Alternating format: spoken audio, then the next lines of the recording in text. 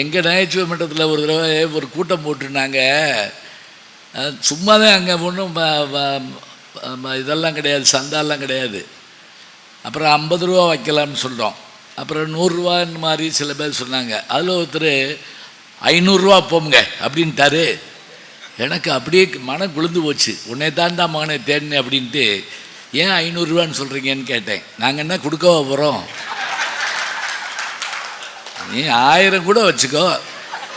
இந்த ஆள் போல் தலைத்து அருகு போல் வேரோடி எப்படிப்பாங்க. அருகு போல்னா என்ன தெரியுங்களா? அருகம்புல் இருக்குல்ல, அந்த அருகம்புல்லுக்கு ஒரு சிறப்பு என்னன்னா, அது நீங்கள் இப்படி எடுத்தீங்கன்னா அங்கே வரைக்கும் இருக்கும் வேர். அதனுடைய வேர் வந்து நீண்டுக்கிட்டே போகும். சகுந்தலா தேவி கேள்விப்பட்டிருக்கீங்களா?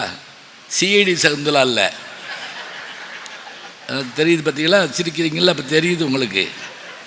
ஐன்ஸ்டீன் தாமஸ் ஆல்வா எடிசனுடைய அந்த மூளையை சோதித்து பார்த்தப்ப சொல்கிறாங்க, அதில் மிக குறைவாகத்தான் அதில் தேய்மானம் இருந்ததான். யாருக்கு? நோபல் பரிசு பெற்றவங்க 2 பேருமே.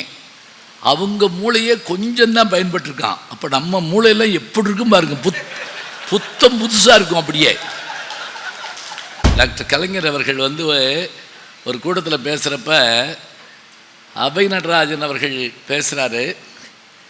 பேசி முடித்த உடனே அந்த கூட்டத்தில் கொஞ்சம் அப்படியே அமைதியாக இருக்காங்க. கலைஞர் தான் தலைமை போல அது பேசுகிறாரு. அதை சொல்கிறப்பே அவ்வை பேசினார். கிழவியை தொடர்ந்து குமரி வருகிறார். குமரி ஆனந்தன் அடுத்து பேச வர்றார். கிழவியை தொடர்ந்து குமரி வருகிறான்னு சொன்ன உடனே எல்லோரும் நிமிந்து உட்காந்துட்டாங்க. அவ்வளோதான். இந்த ஒரு தடவை ஒருத்தர் ஒரு ஜோக் சொன்னார்.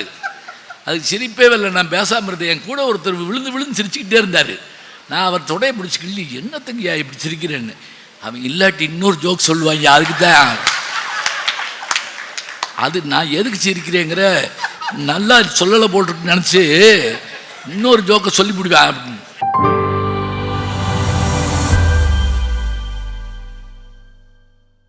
அனைவருக்கும் வணக்கம். இதில் நான் பேசுவதற்கான நேரம் 45 மணித்துளிகள்னு போட்டிருக்கு. எந்த பயமும் பயப்படக்கூடாது. நீங்கள் அந்த மாதிரி கொடியவன் இல்லை. நான் எனக்கு தெரியும் நேரம் எப்போ என்ன அப்படிங்கிறது அருமையாக தெரியும். இது அவங்க கொடுத்துருக்க நேரம்னாலும் அதை எவ்வளோ குறைவாக பேச முடியுமோ அவ்வளோ குறைவாக. ஏற்புரை தான், வேற ஒன்றும் சிறப்புரையெல்லாம் கிடையாது. திருச்சி நகைச்சுவை மன்றத்தினுடைய 26வது ஆண்டு துவக்க விழா நிகழ்வில் என்னை அன்போடு அழைத்து மிகச்சிறந்த பட்டத்தை தந்து மிகப்பெரிய சான்றோர்களை அழைத்து என்னை வாழ்த்துமாறு செய்து அத்தனை பெருமக்களையும் இருந்து கேட்குமாறு நல்ல வாய்ப்பினை நல்கியிருக்கக்கூடிய எனதருமை மாணவர் திருச்சி நகைச்சுவை மன்றத்தினுடைய நிரந்தர செயலாளர் திரு சிவகுருநாதன் அவர்களுக்கு என்னுடைய அன்பான வாழ்த்துக்களை. நல்லாவே கைதட்டலாம், என்ன முடிய போதில்லை, அப்புறம் வாய்ப்பு கிடைக்காது. அதுக்காக என்னுடைய மனமார்ந்த நன்றியையும் வாழ்த்தையும் மகிழ்வோடு தெரிவித்துக் கொள்கிறேன். இன்றைய நிகழ்ச்சிக்கு தலைமையேற்று பெருமை சேர்த்திருக்கின்ற வணக்கத்திற்குரிய திருமிகு ஐயா அம்மன் ஸ்டீல்ஸினுடைய மேலாண்மை இயக்குனர் திருமிகு மு சோமசுந்தரம் ஐயா அவர்கள் மிக அழகாக அருமையாக குறித்த நேரத்துக்குள் மிகச்சிறப்பாக பேசி என்னை வாழ்த்தினார். அவர் சொன்ன மாதிரி அந்த நாடகம் கரகாட்டம்னு இருந்த இடத்துல பட்டிமன்றமும் போட்டு மக்களை உட்கார வைக்க முடியும்னு ஒரு நம்பிக்கையோடு எங்களை கூப்பிட்டு அங்கே பேச வச்சார். அது என்ன செஞ்சாலும் இறங்குது, நான் பார்த்தேன். அது ஒன்றும் இல்லை, அது இப்படி நாங்கள் சரி பண்ணிக்கிட்டே இருப்போம். மிகச்சிறப்பாக பட்டிமன்றத்தை ஏற்பாடு செஞ்சு எங்களை பேச வச்சார். உண்மையிலேயே நாங்கள் பயந்துக்கிட்டே போனோம்.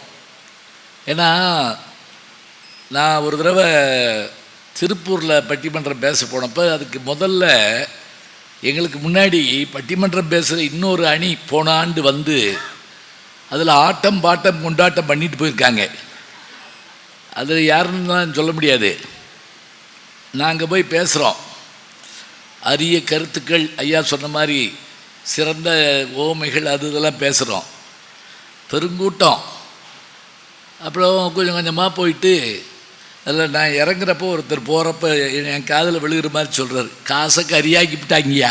என்னைய பார்த்து காசை கரியாக்கி விட்டாங்கய்யா. இப்படி இருக்கும் பாருங்க. இது எதுக்கு சொல்கிறேன் தெரியுங்களா?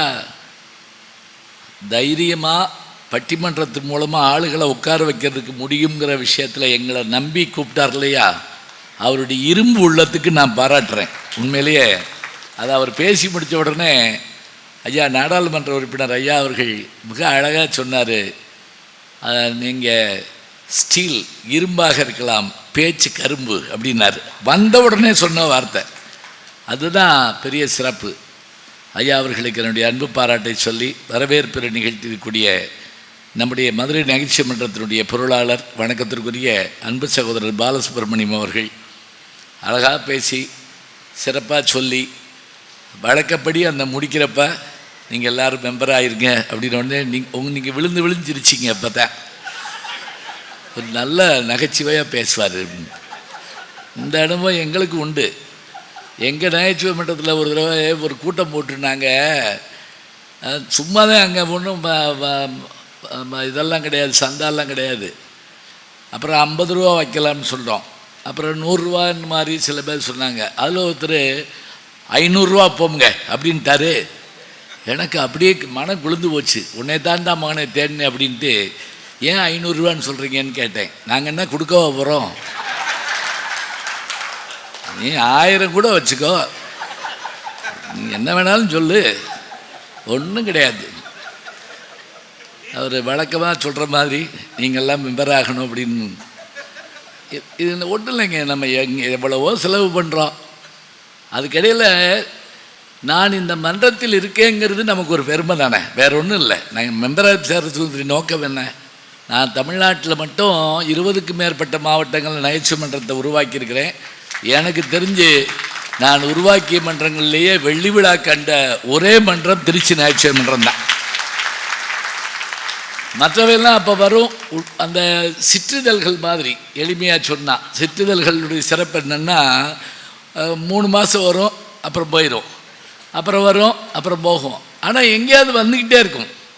இந்த ஆள்போல் தலைத்து அருகுபோல் வேரோடி எப்படிப்பாங்க. அருகுபோல்னா என்ன தெரியுங்களா? அருகம்புல் இருக்குல்ல, அந்த அருகம்புல்லுக்கு ஒரு சிறப்பு என்னென்னா, அது நீங்கள் இப்படி எடுத்தீங்கன்னா அங்கே வரைக்கும் இருக்கும் வேர். அதனுடைய வேர் நீண்டுக்கிட்டே போகும்.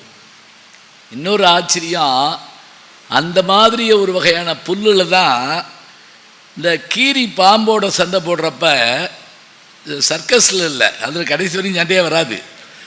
ஏன்னா சண்டை போட்டால் இன்னையோட கதை முடிஞ்சிச்சு. அது சும்மா போடுன்ட்டே இருப்பாங்க. அது பாம்போட சண்டை போடுறப்ப அது கொத்துனாலும் அந்த விஷம் ஏறாமல் இருக்க காரணம் என்னென்னா இந்த அருகம்புல் தானா.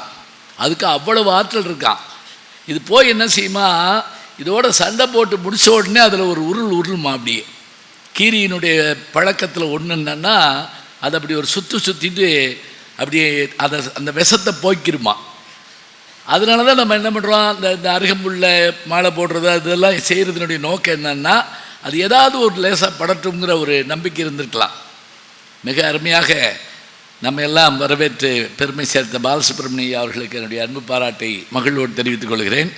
அதே போல் இன்றைய நிகழ்ச்சியிலே இங்கே மிக அருமையாக பேசி அமர்ந்திருக்கின்ற சுமங்கலி செல்வராஜ் அவர்கள், அவருடைய பேச்சை நானும் நாடாளுமன்ற உறுப்பினர் அவர்களும் ரொம்ப ரொம்ப ரசிச்சுக்கிட்டே இருந்தோம். பயமாக இருந்தது. நமக்கு முன்னாடி நல்லா பேசுகிறவளை பார்த்தா ரொம்ப பயமாக இருக்கும். சுமாராக பேசிட்டா பிரச்சனை இல்லை, நல்லா பேசி கைதட்டு வாங்க வாங்க அப்படியே ஒரு மாதிரியாக இருக்கும். அழகாக பேசினாங்க. அதுவும் பாரதிதாசன் கவிதையில் முடிக்கிற போது அந்த அவர் எடுத்து சொன்ன விஷயங்கள் அவ்வளோ அருமையாக இருந்தது. அவர்களுடைய அந்த பள்ளிக்கு நான் போய் பல முறை பேசியிருக்கிறேன். ஐயா அவர்கள் ராமூர்த்தி அவர்கள் வர முடியாத போது அவர்கள் வந்து அதை சிறப்பு செய்தார்கள். அவர்களுக்கு என்னுடைய அன்பு பாராட்டை சொல்லி, அதே போல் இன்றைய விழாவிலே முன்னிலை வகித்து முதல் பேச்சாளராக களமிறங்கி மிகச்சிறப்பாக பேசியிருக்கக்கூடிய நம்முடைய வணக்கத்திற்குரிய மூளை நரம்பியல் நிபுணர் திருமதி மருத்துவர் வேணி அம்மையார் அவர்களுக்கு என்னுடைய அன்பு பாராட்டை நான் மகளோடு தெரிவித்துக் கொள்கிறேன். ரொம்ப இயல்பாக அழகாக சொன்னாங்க. ஏன்னா மூளை நரம்பியல்ங்கிறது சாதாரண விஷயம் கிடையாது. மிக அதிகமான எவ்வளவு தான் கம்ப்யூட்டர் வந்தாலும் அந்த கம்ப்யூட்டரை மிஞ்சிற ஒரு ஆற்றல் நம்முடைய மூளைக்கு உண்டு. எப்படின்னு கேட்குறீங்களா? சகுந்தலா தேவி கேள்விப்பட்டிருக்கீங்களா? சிஐடி சகுந்தலா இல்லை, தெரியுது பார்த்தீங்களா? சிரிக்கிறீங்களா? அப்போ தெரியுது உங்களுக்கு. சகுந்தலா தேவி எப்படி கணித மேதை நம்ம சொல்கிறோமோ ராமானுஜன் பற்றி, அது மாதிரி அந்த அம்மா வந்து எப்படிப்பட்ட கணக்கு வல்லுநர்னு கேட்டால், இந்த கணினி யுகத்தில் பெங்களூர் தான் கடைசி காலத்தில் இருந்தாங்க. 32 கணினிகளை சுற்றி வச்சு நடுவில் அம்மா உட்கார வச்சு மிகப்பெரிய ஒரு இலக்கத்தை கொடுத்து அதை பெருக்க சொல்கிறாங்க. 32 கணினிகளுக்கும் இந்த அம்மையாருக்கும் ஒரே நேரத்தில் கொடுக்கப்படுது. 32 கணினி அதை போட்டு முடிக்கிறதுக்குள்ள இந்த அம்மா போட்டு முடிக்கிறாங்க. அதுதான் ஆச்சரியம். காரணம் என்ன தெரியுங்களா? கணினி வேகமானது தான், ஆனால் கணினியை கண்டுபிடிச்சது நம்ம வேகமான மூளை. அதுதான் முக்கியமானது. அதை பல பேர் பயன்படுத்துறதே இல்லை. அதுதான் சிறப்பு. ஐன்ஸ்டீன் தாமஸ் ஆல்வா எடிசனுடைய அந்த மூளையை சோதித்து பார்த்தப்ப சொல்கிறாங்க, அதில் மிக குறைவாகத்தான் அதில் தேய்மானம் இருந்துதான். யாருக்கு?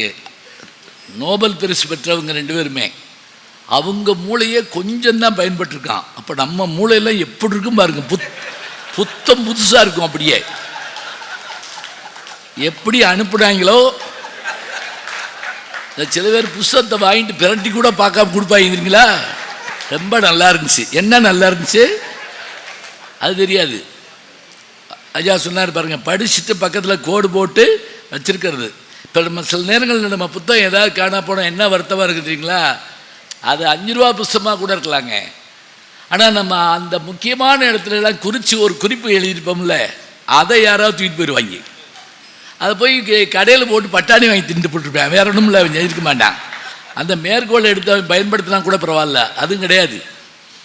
மிக அழகாக பேசினார்கள். மருத்துவர் அவர்களுக்கு என்னுடைய அன்பு பாராட்டை நான் மகளோடு தெரிவித்துக் கொள்கிறேன். அதே போல் இந்த நிகழ்ச்சியை தொகுத்து வழங்கி கொண்டிருக்கக்கூடிய நம்முடைய வணக்கத்திற்குரிய பேராசிரியை விஜயசுந்தரி அவர்கள், நம்முடைய உருமுதல் நிச்சயம் கல்லூரியுடைய தமிழ்துறை தலைவர், நல்ல பேச்சாளர், எங்கள் அணியில் மிகச்சிறப்பாக பேசக்கூடிய பாடக்கூடிய மனோன்மணி தான் நல்லா கைதிருந்தா பார்த்தேன் நான். ஆமாம், அவங்களும் அதே கல்லூரி தான். அதுக்காக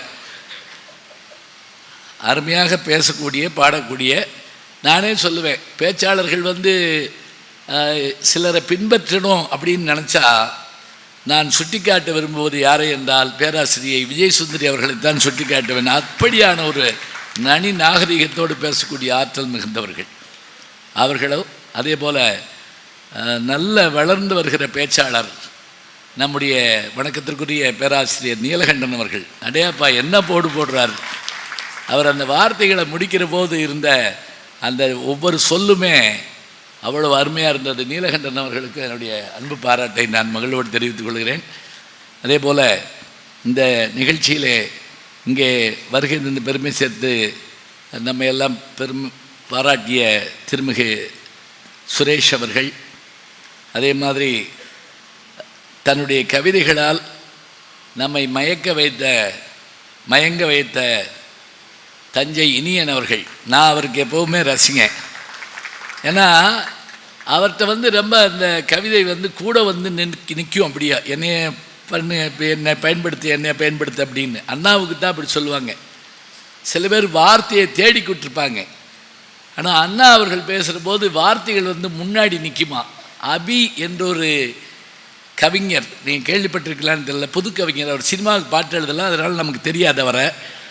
அபின்னு ஒரு கவிஞர், அவருடைய மௌனத்தின் நாவுகள் அப்படின்னு ஒரு கவிதை தொகுப்பு இருக்குது, எப்பயாவது படிங்க.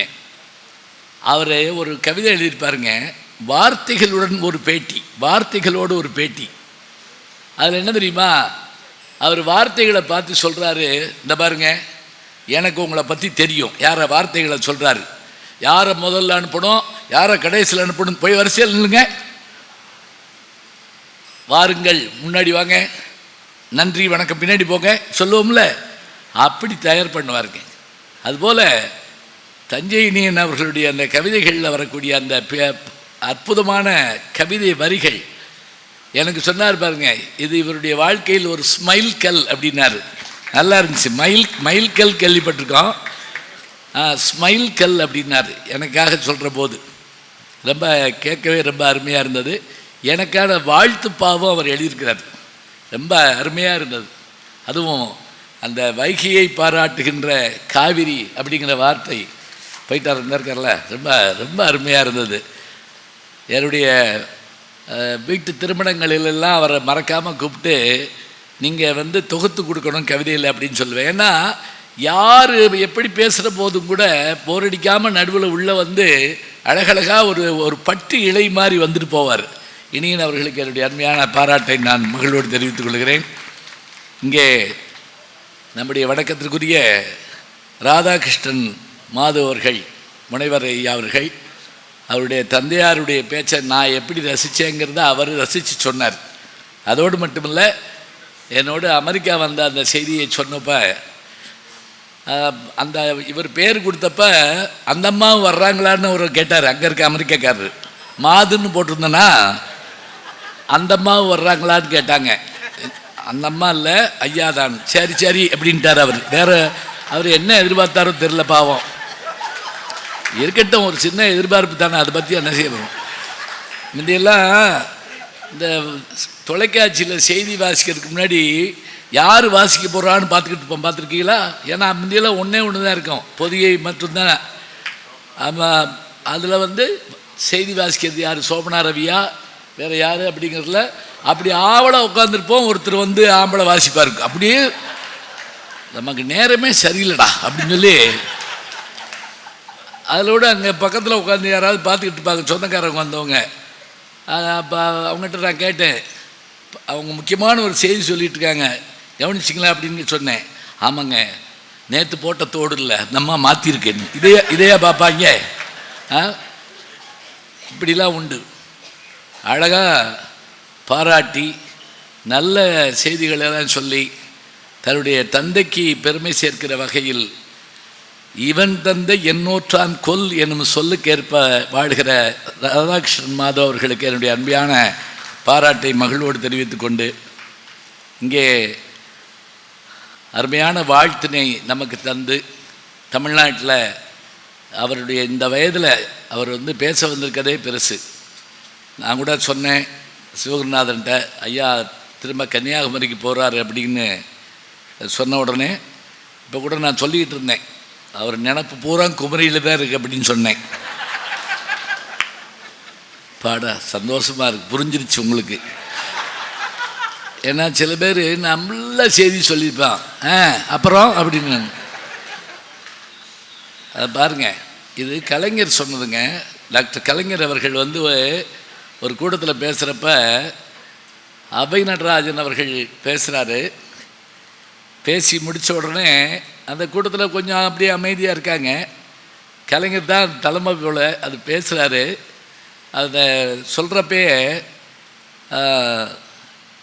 அவ்வை பேசினார், கிழவியை தொடர்ந்து குமரி வருகிறார். குமரி ஆனந்தன் அடுத்து பேச வர்றார். கிழவியை தொடர்ந்து குமரி வருகிறான்னு சொன்ன உடனே எல்லோரும் நிமிந்து உட்காந்துட்டாங்க. அவ்வளோதான். அந்த பாருங்கள், அந்த வார்த்தை விளையாட்டு என்ன அருமையாக இருக்குது. இப்போ கூட ஒரு இதில் கேட்டேன், யுகபாரதி பேச்சில் சொன்னார் கலைஞர் அவர்கள்ட்ட ஒரு கேள்வி கேட்குறாங்க, இலக்கியங்களில் உங்களுக்கு பிடித்த பாத்திரம் எது? இலக்கியங்களில் உங்களுக்கு பிடித்த பாத்திரம். இப்போ நம்ம சகோதர பாசத்தில் விஞ்சியவர், அந்த இலக்குவனா பரதனா அப்படிங்கிற மாதிரி எந்த பாத்திரம் அப்படின்னு கேட்போம் பாருங்க. நாடக பாத்திரங்கள் அது மாதிரி சொல்லுவோம்ல, அது மாதிரி கேட்குறாங்க அவர்கிட்ட, இலக்கியங்களில் உங்களுக்கு பிடித்த பாத்திரம் எது? மணிமேகலை கையில் வைத்திருந்ததாக சொல்லப்படுகின்ற அச்சய பாத்திரம். பாருங்களேன், அச்சய பாத்திரம். பாத்திரம் வந்துச்சா, அதுவும் மணிமேகலை கையில் இருந்ததாக சொல்லப்படுகின்ற. அப்படின்னா என்ன அர்த்தம்னா, நான் நம்பளப்பா, நீ நம்பினா நம்பிக்கோ, அதை பற்றி ஒன்றும் இல்லை. இது என்ன தெரியுங்களா, அந்த வார்த்தையை பயன்படுத்த தெரிஞ்சவங்களுக்கு மட்டுமே கிடைக்கக்கூடிய ஒரு வரம் மாதிரிங்க அது. அப்படியான ஒரு ஒரு அருமையான விஷயம். இங்கே மிக அருமையாக ஐயா சண்முகவடிவேல் அவர்கள் அவங்க வந்து இங்கே நம்மோடு இருந்து பாராட்டி அவங்க விடைபெற்று சென்றிருக்கிறாங்க. நானும் அவரும் பல்லாண்டு காலமாக தொடர்ந்து பேசிக்கிட்டே இருக்கோம். பேசுகிற போதெல்லாம் புது புது செய்திகளை எங்களுக்கு சொல்லுவார். அது எத்தனையோ அரிய செய்திகள். இப்போ கூட அவர் சொன்ன ஒரு செய்தியை ஐயாட்ட சொல்லிகிட்டு இருந்தேன் நான். இது அவ்வளவு அருமையாக ரசித்து கேட்டார் அவரும், நானும் ரசித்து சொன்னேன். ரொம்ப நல்ல ஒரு மிகச்சிறந்த தமிழறிஞர். அவருக்கும் ஒரு பாராட்டு கூட்டத்தை இங்கே நடத்துகிறாங்க நம்முடைய நகைச்சுவை மன்றத்தில். ஐயா அவர்களுக்கு என்னுடைய பாராட்டை சொல்லி காணொளி மூலமாக மிகச்சிறப்பாக பாராட்டி என்னை வாழ்த்திய ஐயா சொல்வேந்தர் சுகிசுவம் ஐயா அவர்களுக்கு என்னுடைய பாராட்டை நான் மகிழ்வோடு தெரிவித்துக் கொள்கிறேன். இது நேரலையில் போகுதா இல்லையே? போனால் அவருக்கு தெரிஞ்சு பார்த்துக்கிடுவார். அவர் வீடியோ கொடுத்து விட்ருங்க. சரி, ஏன்னா அவருக்கு அப்பயே நான் நன்றி சொல்லிட்டேன். அவ்வளவு மனம் திறந்து பாராட்டிருந்தாங்க. நாங்கள் அந்த எந்தெந்த நாட்டில் போய் பார்த்துட்டு வந்தோம், என்னென்ன செய்திகளை பேசுகிறோம்லாம் அவர் சொல்ல சொல்ல அவ்வளவு ஞாபகம் வந்ததுங்க. ஒன்றும் இல்லைங்க, ஒரு சாதாரண விஷயத்தை கூட நாம் பேசுகிற போது நமக்கு கிடைக்கக்கூடிய மகிழ்ச்சி இருக்குல்ல, அதுதான். இப்போ நானும் என் மனைவி ஒரு முறை ஆஸ்திரேலியா போயிருந்தப்ப அங்கே இந்த கங்காரு இதெல்லாம் பார்த்துட்டு ஒரு விலங்கியல் மிருக சாலைக்கு போனோம். பறவைகள் எல்லாம் நிறைய இருந்தது. முக்கியமாக அன்னப்பறவை இருந்தது, ஸ்வான் சொல்கிறோம்ல. இந்த லுப்தான்சான்னு ஒரு விமானம் இருக்குது. அது லுப்தான்சாலே அன்னப்பறவைக்கு தான் அர்த்தமாக. ஜெர்மனிய மொழியில் அது லுப்தான்சான்னா அன்னப்பறவை, அதனுடைய வடிவமே போட்டிருப்பாங்க. நிறைய அன்னப்பறவைகள். அது அங்கே என்னென்னா அங்கே பொறி மாதிரி வச்சுருக்காங்க. அது நம்ம வாங்கி கையில் கொடுக்கலாம். இப்போ நம்ம இதில் மீனுக்கு பொறி போடுறோம்ல, அது மாதிரி. அப்போ நானும் என் மனைவியும் அந்த இதெல்லாம் வாங்கி கொடுத்துட்ருந்தோம். எனக்கு திடீர்னு ஒரு யோசனை வந்துச்சு, நீ கொடு, அதை நான் ஃபோட்டோ எடுக்கிறேன், வீடியோ கூட எடுக்கிறேன் அப்படின்னு சொல்லிட்டு அது கொடுத்தோடனே அது கையை கொத்த ஆரம்பிச்சிருச்சு. அவங்க பயந்துட்டாங்க. பயந்துட்டு சீக்கிரம் எடுங்க, இங்கே பாருங்கள் அது கையை கொத்துது, என்னதான் பண்ணுறீங்க அப்படின்னாங்க. ஒன்றும் இல்லை, எது அன்னம்னு தெரியல அப்படின்னேன். சந்தோஷம் தாங்க முடியல.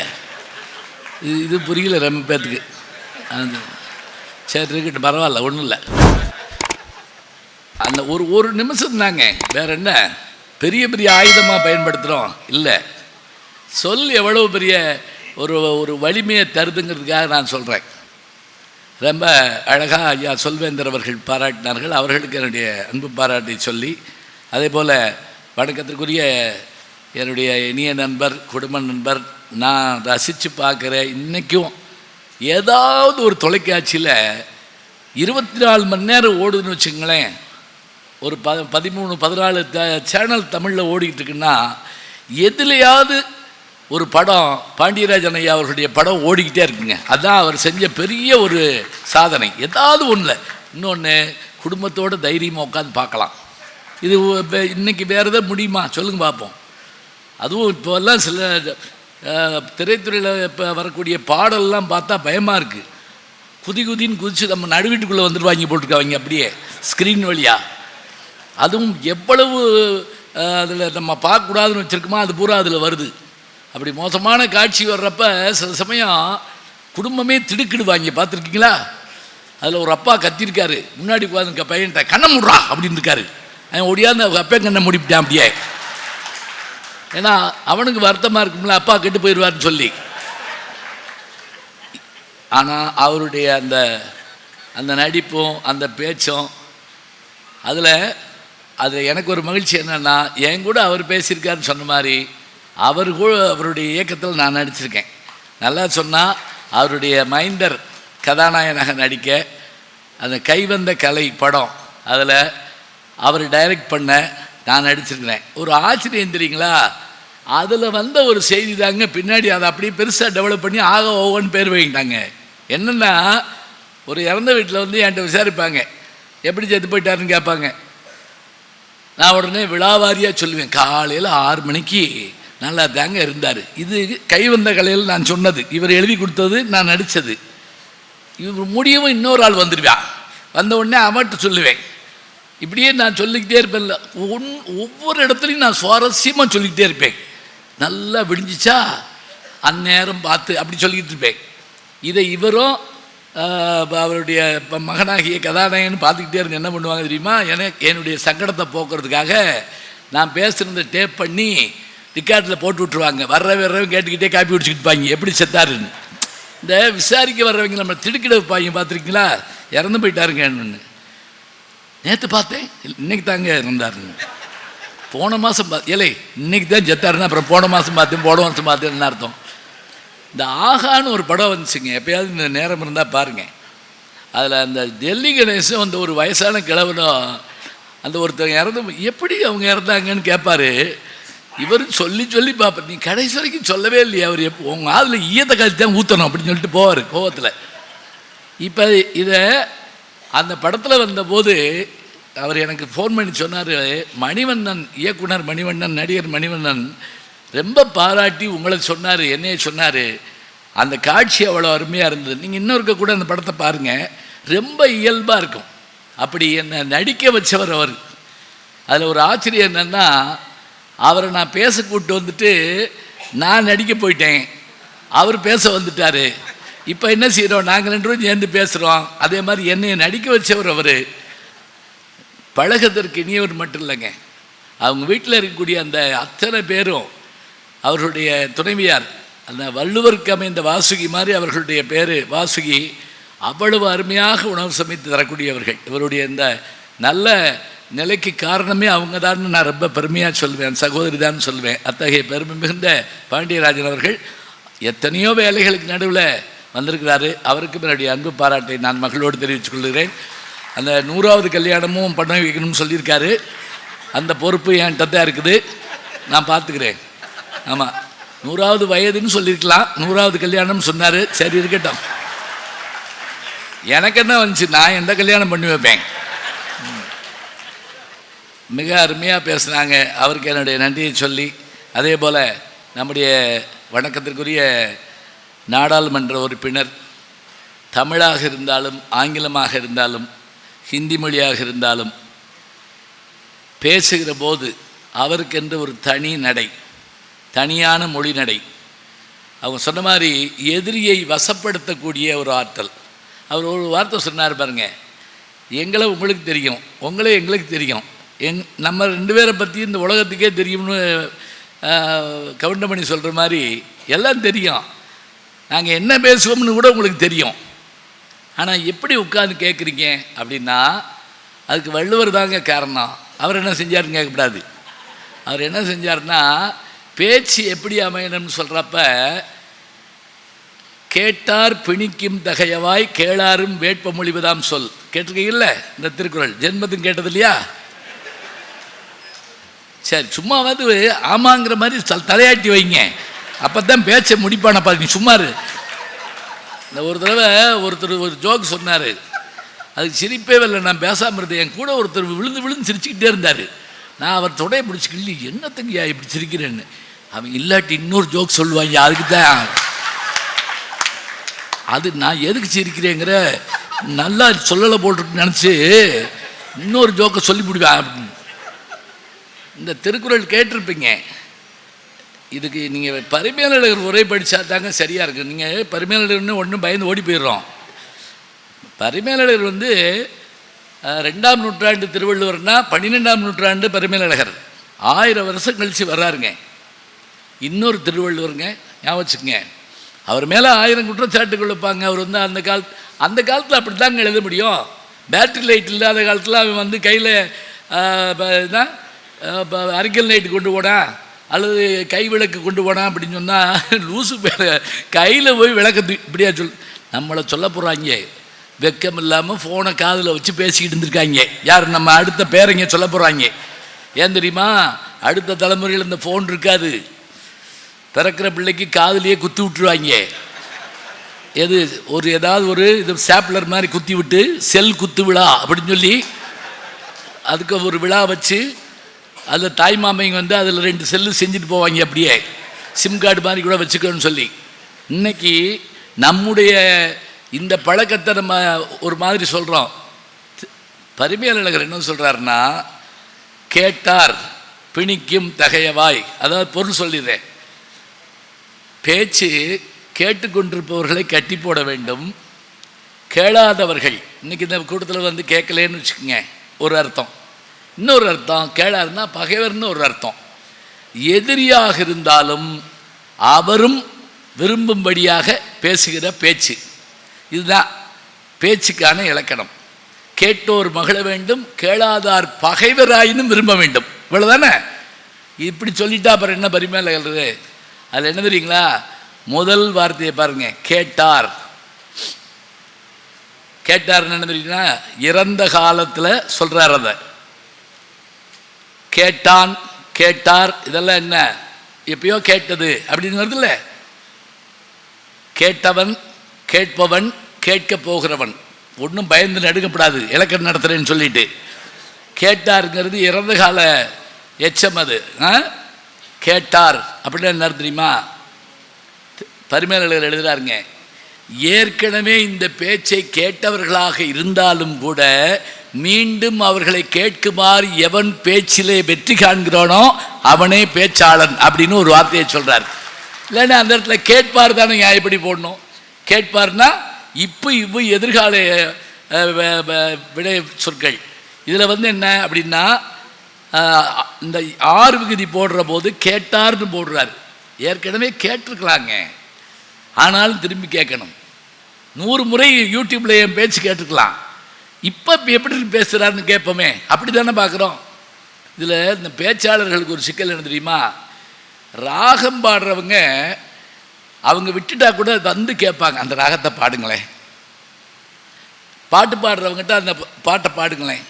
டான்ஸ் ஆடுறவங்ககிட்ட அந்த டான்ஸ் ஆடுங்களேன். எங்கிட்ட அப்படி கேட்க அந்த ஜோக்கை திருப்பி அதையே சொல்கிறாரா? ஜோக்கில் மட்டும் இப்படி மாட்டிக்கிடுவோம். எனக்கு அனுபவங்க, 30 வருஷத்துக்கு முதல்ல மதுரையில் பேசிட்டு மறுநாள் சேலத்தில் போய் பேசுகிறேன். அங்கே நான் பேசி முடித்த உடனே எல்லோரும் வந்து கை கொடுக்குறாங்க. அதில் ஒருத்தர் வந்து என்கிட்ட, நேற்று மதுரையில் இதே தானே பேசுனீங்க அப்படின்னு கேட்டாப்புல. நான் ஒன்று அந்த ஆள் கேட்டேன், ஒன்றே யார் இங்கே வர சொன்னா? நான் தான் ஒரு ஊராக போகிறேன், உனக்கு என்ன வேலை? ஆப்ரேட்டர் முத நாளே படம் பார்த்துருவார், அதுக்காக சுருட்டி வெளியே போட்டுருவாரா? 100 நாளைக்கு ஓட்டுவார், நான் ஓட்டுவேன், நீ உட்காந்து கேளு. மீண்டும் சுவாரஸ்யப்படுத்தி பேசணுங்க, அதான் பேச்சு. சொன்னார் பார்த்தீங்களா? நான் ஒவ்வொரு முறையும் அவருடைய பேச்சில் ஒரு புது செய்தியை பார்த்துக்கிட்டே இருப்பேன். இப்போ கூட கலைஞர் 100ஆண்டு விழா நிறைவு கூட்டத்தில் அவர் பேசுகிறப்ப அந்த ஒரு ஏறத்தாழ 2000-3000 மக்கள் எங்கள் இதில் சென்னையில் ஆவடி பக்கத்தில், அது நானும் போயிருந்தேன் பேசுகிறதுக்கு. அப்போ என்ன அழகாக என்ன அரிய விஷயத்தை அற்புதமாக எடுத்து சொல்கிறாரு. இப்போ இன்றைக்கி சொன்னார் பாருங்கள், எப்படியான விஷயத்தை இந்த கேள்வியை சிவா கேட்பாருன்னு சொல்லிட்டு அம்பேத்கர் அன்னைக்கு யோசிச்சு எழுதுறாருன்னு சொன்னால் இது எவ்வளோ பெரிய ஒரு ஆராய்ச்சியாக இருக்கணும் பாருங்க. இது அது அங்கே இருக்கக்கூடிய அத்தனை பேருக்கும் தோன்றாத ஒரு சந்தேகம், அதான் ஒரு முக்கியமான ஒன்று.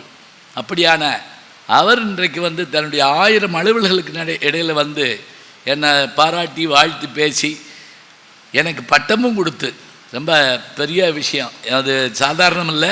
நகைச்சுவை பேரரசுங்கிற பட்டம் டாக்டர் கலைஞர் எனக்கு ஒரு பட்டம் கொடுத்துருக்காருங்க.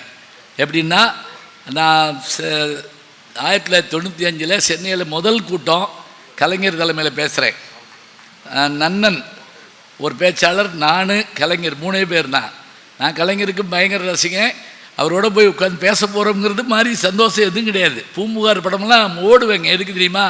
படம் இருக்கட்டும், முன்னாடி பேசுவார். அந்த மேகலா பிக்சர்ஸில் பூரா முதல்ல கலைஞர் வந்து அப்படி இதில் உட்காந்துருப்பார், எந்திரிச்சு வந்து முன்னாடி நின்று பேசுவார். அந்த பேச்சை கேட்கணுங்கிறதுக்காக போவோம். இப்போ அவர் அன்னைக்கு அங்கே இருக்கார், நான் பேச்சாளர். முதல்ல என்னை பேச சொல்கிறாங்க, இலக்கியமும் நகைச்சுவையும் நான். அவர் நன்னனையா அடுத்து கலைஞர் சொல்லும் செயலுங்கிற தலைப்பில் பேசணும். முதல்ல பேச ஆரம்பிக்கிற போது 95 அவர் எதிர்க்கட்சி தலைவராக இருக்கிறார். அப்போ அந்த அரங்கம் மத்தியானம் 4:30 மணி 5 மணிக்கெலாம் தொடங்கிருச்சு. கொஞ்சம் கொஞ்சமாக கூட்டம் வருது. கலைஞர் வந்திருக்காருன்னா அவர் பேசுகிறப்ப வர்றதுக்காக கூட்டம் வருது. அந்த பாக்ஸை வெளியே திருப்பி வச்சுருந்தாங்க. நான் பேசுகிறது வெளியே கேட்குறவும் கொஞ்சம் கொஞ்சமாக கூட்டம் வந்து அரங்கு நிறைஞ்சி மேலெல்லாம் வந்து ஆள் உட்காந்துட்டாங்க. இதை பார்த்துட்டே இருந்துட்டு சொல்கிறாருங்க கலைஞர் பார்த்துட்டு, இப்போது பேசிய ஞானசம்பந்தம் அவர்கள் பேசியதை கேட்டேன். ஆமாம், அவர் பேசியதையும் கேட்டேன் நான். இதில் என்ன கஷ்டம்னா, அது பேசுகிறது பரவாயில்ல. எனக்கு டெல்லியில் ஒரு அனுபவம். நாங்கள் பட்டிமன்றம் நடத்திட்டு இருக்கோம். முன்னாடி ஒருத்தர் உட்காந்து ஃபோனில் முடியலை அப்படின்னாரு. நான் என்னையா முடியல அப்படின்னேன். இல்லை பட்டிமன்றம் முடியலேன்னு சொன்னேன் அப்படின்ட்டாரு. சரி, இப்போ நான் பேச சொல்கிறாரு கலைஞர் சொல்கிறாரு, வெகு நாட்களுக்கு பிறகு சபையில் சிரிப்பும் கைதட்டலுமான ஒரு காட்சியை பார்க்கிறேன். சிபி சிற்றரசனுடைய பேச்சுக்கு பிறகு இப்போதுதான் அப்படி ஒரு பேச்சை நான் கேட்டிருக்கிறேன். இவர் தமிழ் இயக்கத்துக்கு கிடைத்த ஒரு சிற்றரசு. இவர் எந்த இயக்கத்தை சேர்ந்தவர் என்று தெரியவில்லை சொல்கிறார் கலைஞர். நான் பேராசிரியர், வேற ஒன்றும் இல்லை. எந்த இயக்கத்தை சேர்ந்தவர் தெரியவில்லை. இவரெல்லாம் நம் இயக்கத்தில் இருந்தால் அப்படின்னு சொல்லிட்டு தமிழ் இயக்கத்தில் என்று சொன்னேன் அப்படின்னாரு. அது பாருங்கள், அந்த சின்ன ஒரு பாஸ் இருக்கு இல்லையா, அது எவ்வளோ அருமையாக இருக்குது பாருங்கள். முரசொலி அதை புத்தகமாக போட்டுச்சுங்க. அவருடைய பேச்சும் அந்த குறிப்புமாக அதை குறிப்பிட்டு சொல்கிறார். அதுக்கு பிறகு நான் 3 கூட்டங்களில் அவருடைய தலைமையில் பேசுகிறதுக்கான ஒரு வாய்ப்பு எனக்கு கிடச்சிருக்குது. எதுக்கு சொல்கிறேன் அப்படின்னா, அப்படி பேச்சு வந்து ஈர்க்கணும். அப்படியான ஒரு பேச்சை இங்கே அவர்கள் பேசினார்கள். ஐயா நாடாளுமன்ற உறுப்பினர் அவர்கள் இந்த மலைக்கோட்டையிலிருந்து செங்கோட்டையிலே சென்று பேசுகிற அந்த தொடர்ச்சியான அனுபவம் இருப்பதால் அவருடைய அந்த பேச்சு நமக்கு பெருமையை தருகிறது. அவருக்கு என்னுடைய அன்பு பாராட்டை சொல்லி, என்னோடு மதுரையிலேருந்து காலையில் 7 மணிலேருந்து என் கூடவே இருக்காங்க. எங்கள் மதுரை நகைச்சுவை மன்றத்தை சேர்ந்த அத்தனை பேரும் அங்கே முடிச்சுட்டு அப்படியே கூட வந்து இங்கேயும் வந்து சிவகுருநாதனுக்கு விருது கொடுக்கணும். அவர்கள் கோவை நகைச்சுவை மன்றம் தனபால் அவர்களுக்கு விருது கொடுக்கணுங்கிறதுக்காக கூட வந்து பேச்சை கேட்டு இருக்கக்கூடிய மதுரை நகைச்சுவை மன்றத்தாருக்கும் இருந்து கேட்கக்கூடிய அத்தனை பேருக்கும் என்னுடைய சார்பிலும் என்னுடைய குடும்பத்தாருடைய சார்பிலும் நான் ரொம்ப நன்றியை தெரிவிச்சுக்கிறேன்.